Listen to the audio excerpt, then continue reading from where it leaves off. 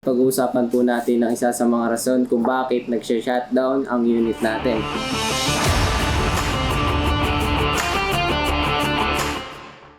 Good day, ako po si George, isang tech support sa GTM Techno Computer Center. Kaya po nagsha-shutdown ng unit ay once na ma-detect ng thermal sensor ng motherboard na lumagpas tayo sa thermal limit ng processor, ay ika-cut off niya ang power. Kaya po nagsha-shutdown yung mga unit natin. May mga different scenario po kung bakit nagsha-shutdown ang unit or nagre-restart ito. Ang first scenario natin is kung bagong build lang ang unit. Ang una natin pwedeng i-check is pumunta tayo sa BIOS, then i-check natin yung temp ng processor natin. Kung sa BIOS pa lang is nag-80 or 90 degrees na tayo sa processor, ibig sabihin meron po tayong maling nagawa or meron tayong hindi pa na-check. Kung ang temps po ng processor natin is mataas, pwede nating i-check yung CPU cooler natin. Kung ang CPU cooler natin is naka-AIO tayo, pwede nating i-check kung tama ba yung pressure ng pump dun sa processor po, kung nakadikit po talaga siya dun. At i-double check po din po natin kung nakakonect po ba yung tamang cables natin sa header ng motherboard.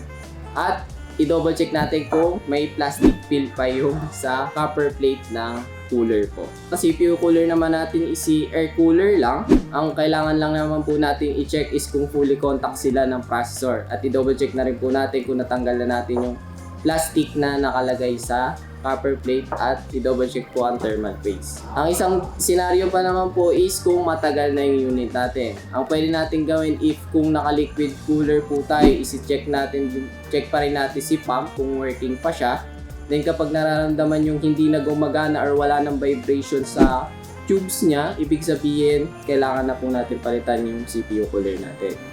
Then if naka-air cooler naman po tayo, isi-check lang natin kung nag-build up na po yung dumi or alikabok sa heatsink. Ang gawin po natin is tanggalin natin si cooler, tapos bugaan po natin siya na gamit ang air duster or compressed air po. Tapos maglagay lang po ng bagong thermal paste, then stress test nyo po ulit yung unit. If ever hindi na po tumataas yung temp niya, nasa below 60 na siya, under load or 70 is good na po yun or normal. Then if ever na hindi na po nagre-restart yung unit nyo, ibig sabihin na-resolve nyo na po yung problem.